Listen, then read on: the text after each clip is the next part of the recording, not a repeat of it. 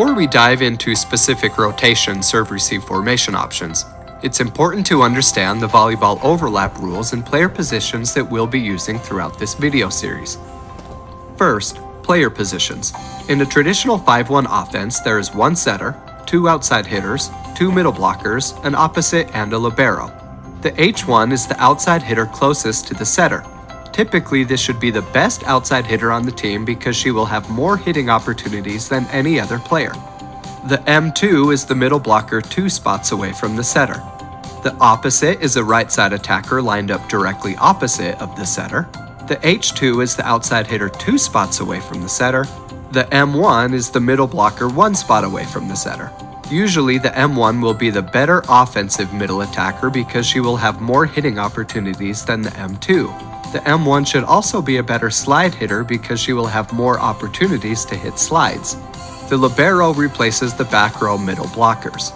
In these videos and images, front row players will be marked with bold and underlined text. Every time a team side outs, all 6 players on that team rotate one position clockwise around the court. Each player must be in these court positions at the beginning of each rally when the ball is served. That's when overlap rules come into play. No players can overlap with players directly in front or behind them, or directly to the left or right of them. Here's how that description applies to all 6 players on the court.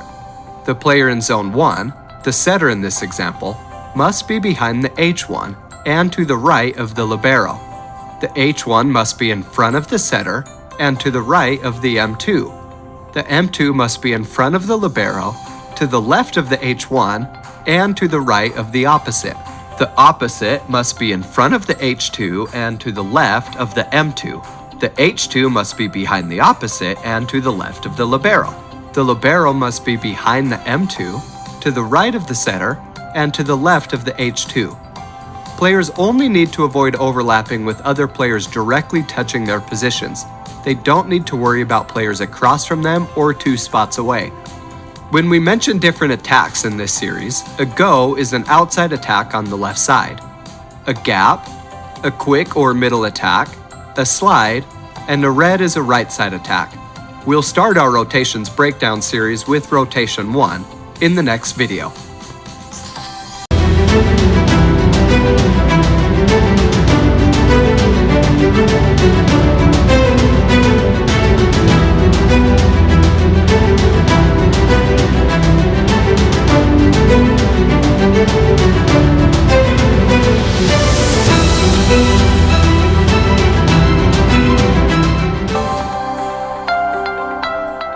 In rotation 1, player positioning is as follows. The setter in Zone 1, followed by the H1, M2, opposite, H2, and M1. The libero replaces the back row middle blocker. In serve-receive, rotation 1 provides more options than any other rotation. The most traditional formation has the H1 stepping back and passing in Zone 1. She will be hitting a red. The opposite will hit a go, and the middle will hit a gap or a quick. When looking at overlap rules, this formation is legal as long as the setter remains behind the H1 until the ball is served. The opposite must be to the left of the M2 when the ball is served. Here's what it looks like.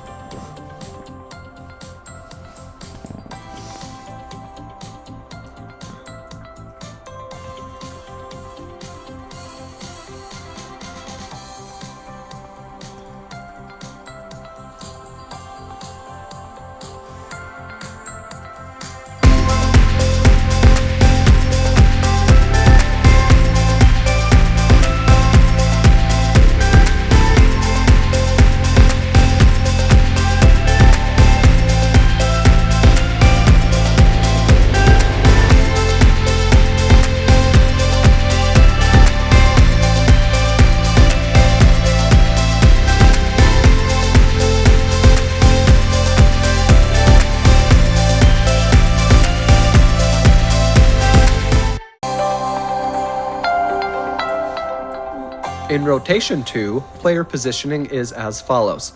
The H1 in Zone 1, followed by the M2, opposite, H2, M1, and setter.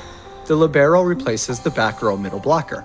In serve-receive, rotation 2 provides only one good option when siding out. The H2 moves back to pass in zone 5 and hits goes. The setter moves up towards the net and stays right behind the opposite. This is nice for the setter because she's already right where she needs to be to set. After the serve, the opposite will step back and hit a red, the middle will hit a quick.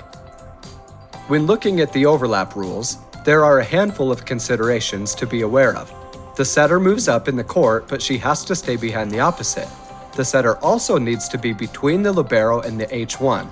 All three of these back row players need to be aware of this. The M2 needs to be to the right of the opposite, but this should never be a problem as long as the middle is standing along the right sideline. Finally, even though they're passing right next to each other, the H2 must be in front of the libero, which of course also means that the libero must be behind the H2. Here is what rotation 2 serve-receive looks like.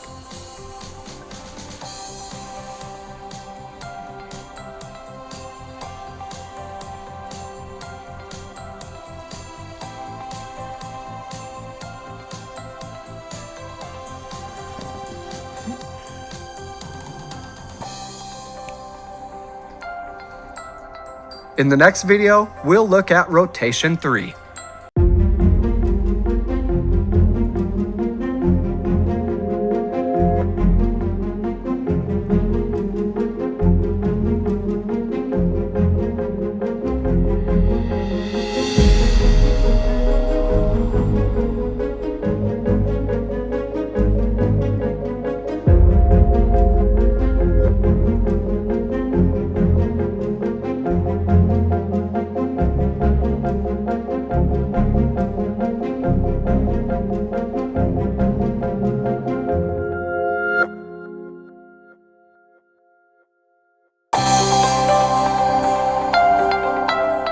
In rotation 3, player positioning is as follows.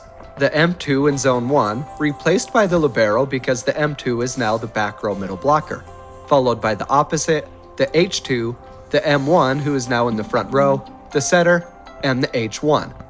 In serve-receive, rotation 3 provides some good options that can be utilized depending on who we want our three primary passers to be.